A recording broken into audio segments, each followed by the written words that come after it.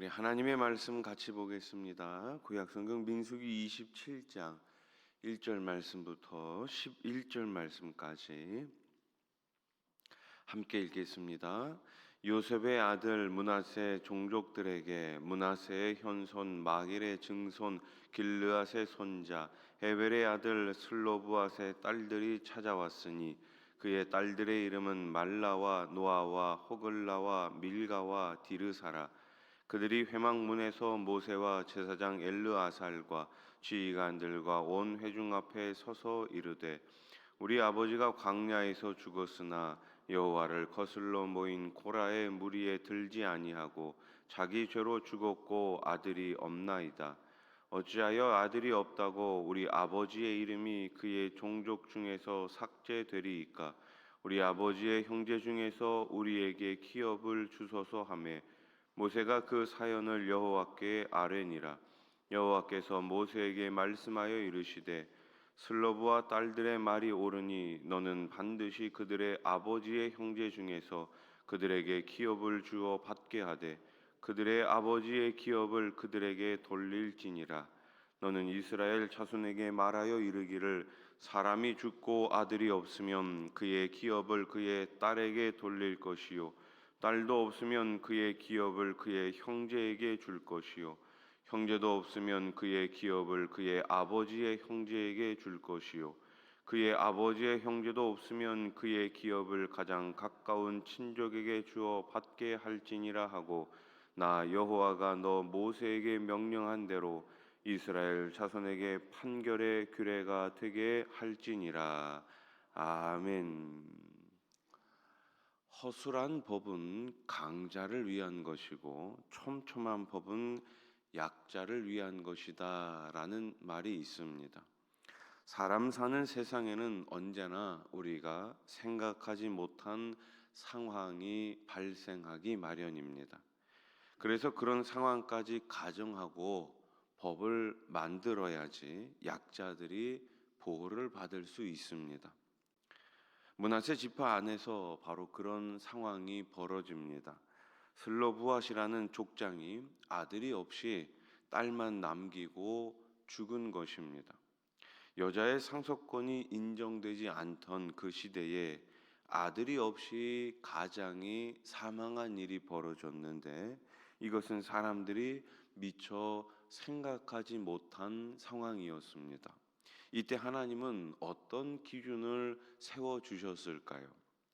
슬로브앗의 5 딸들이 모세 앞에 나와 아버지의 몫의 기업을 요구합니다. 1절 말씀을 다시 보세요. 요셉의 아들 므낫세 종족들에게 므낫세의 현손 마길의 증손 길르앗의 손자 헤벨의 아들 슬로브앗의 딸들이 찾아왔으니 그의 딸들의 이름은 말라와 노아와 호글라와 밀가와 디르사라. 아멘. 그들은 아버지 슬로브앗이 여호와를 거슬러 고라의 무리에 들지 않았고 그저 자기 죄로 죽었을 뿐입니다. 또한 아들이 없을 뿐인데 그 이름이 역사 속에서 사라지는 것이 억울하다 이렇게 호소합니다.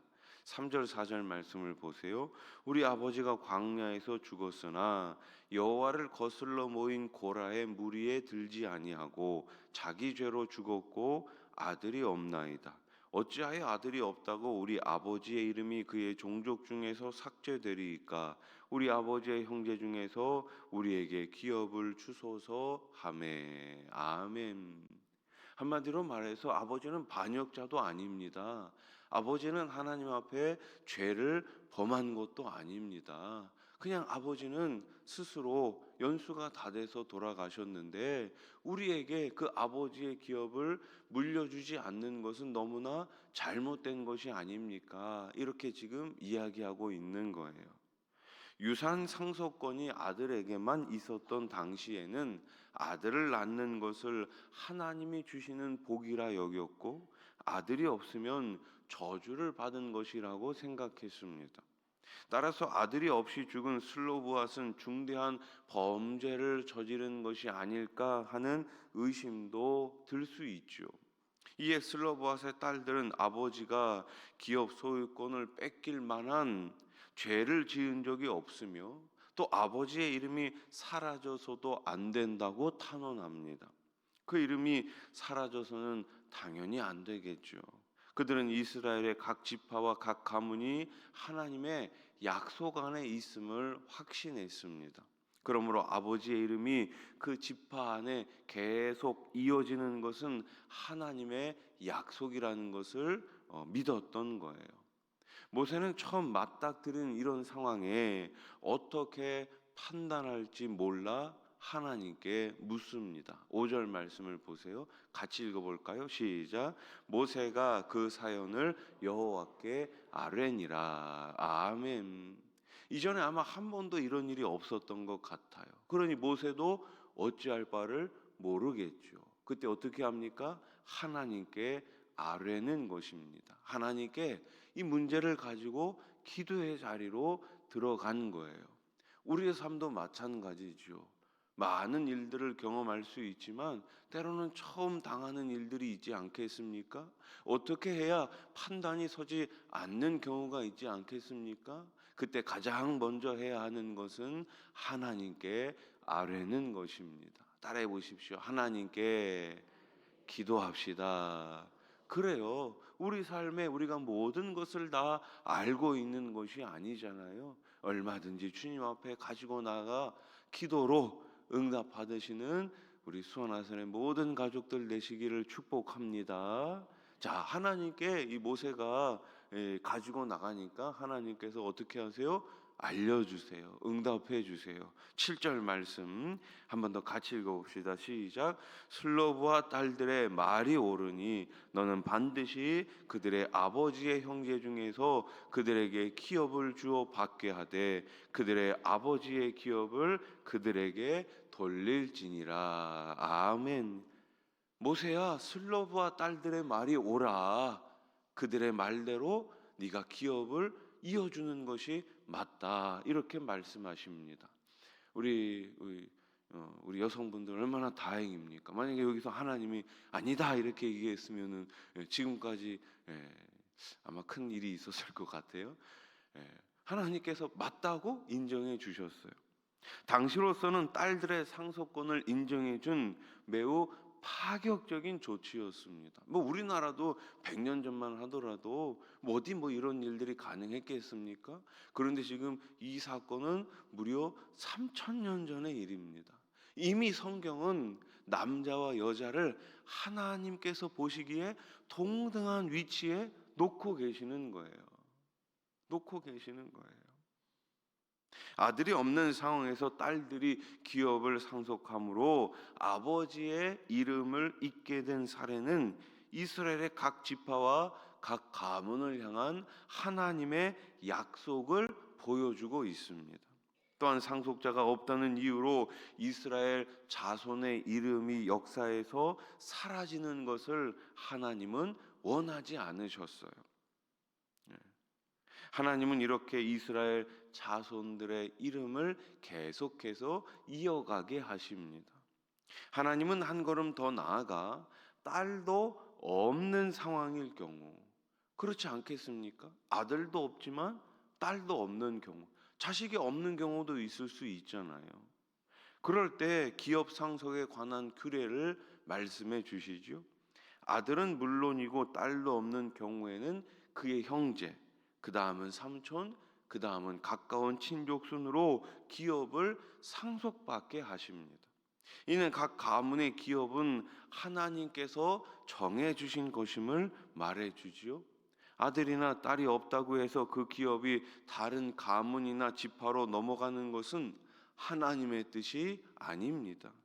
안식년이나 희년규례가 이를 분명히 알려주지요. 경제적으로 힘들어져 땅을 지킬 수 없는 상황이든 자녀가 없어서 상속할 수 없는 상황이든 어떤 경우에도 하나님이 정해주신 가문의 기업은 대대로 영원히 이어져야 합니다. 하나님이 주신 율법은 고대 세계에서 비슷한 사례를 찾기 힘들 정도로 매우 독특했습니다. 이것은 언약 공동체 안에서 하나님의 약속을 구체적으로 성취하려는 하나님의 섭리입니다. 슬로보아스의 딸들 이야기는 이것을 잘 보여주는 사례예요.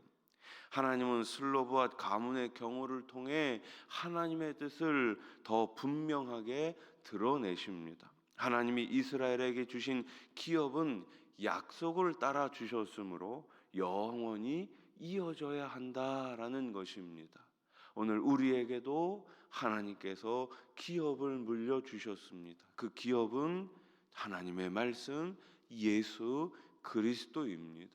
예수 그리스도를 주신 우리들에게 주신 하나님께서는 이 예수님을 믿는 그 믿음이 절대로 끊어지지 않기를 원하고 계십니다. 예수님을 우리가 먼저 믿지 않았습니까? 그렇다면 먼저 믿은 우리가 이 예수님을 계속해서 전해야 할 사명이 있는 거예요. 우리 자녀들에게, 우리 후손들에게, 내가 알고 있는 모든 일가 친척, 모든 이웃들에게 이 복음을 전해야 할 줄로 믿습니다. 이 세상의 기업은 다 사라집니다.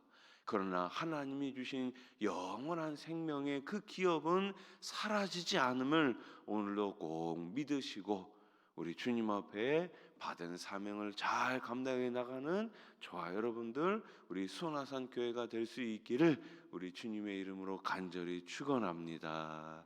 기도드리겠습니다.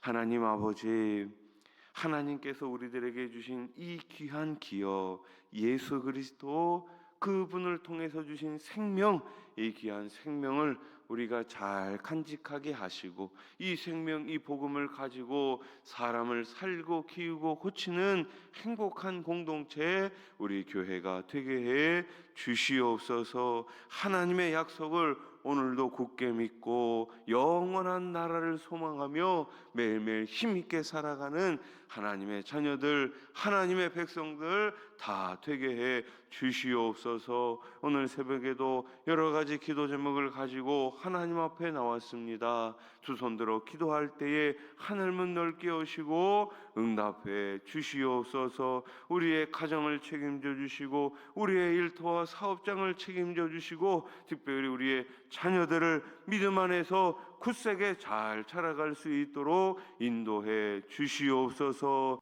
이 나라 이 땅을 긍휼히 여겨 주시고 6월 3일에 있을 대통령 선거를 통해서 하나님을 경외하고 백성을 사랑하는 지도자가 잘 세워질 수 있도록 우리 하나님 친히 간섭해 주시옵소서. 세워주신 교회마다 또 선교사님들마다 받은 사명 잘 감당할 수 있도록 능력을 더하여 주시고 우리 교회가 계속해서 미래자립교회와 선교사님과 함께 동역해 나가는 교회가 되게 해 주시옵소서. 오늘도 아픈 마음을 가지고 여러 가지 질병을 가지고 주님 앞에 나왔사오니 이 시간 기도할 때에 우리 하나님 어루만져 주시고 예수님의 그 십자가 보혈로 깨끗하게 치료해 주시옵소서. 예수님의 이름으로 기도드립니다. 아멘.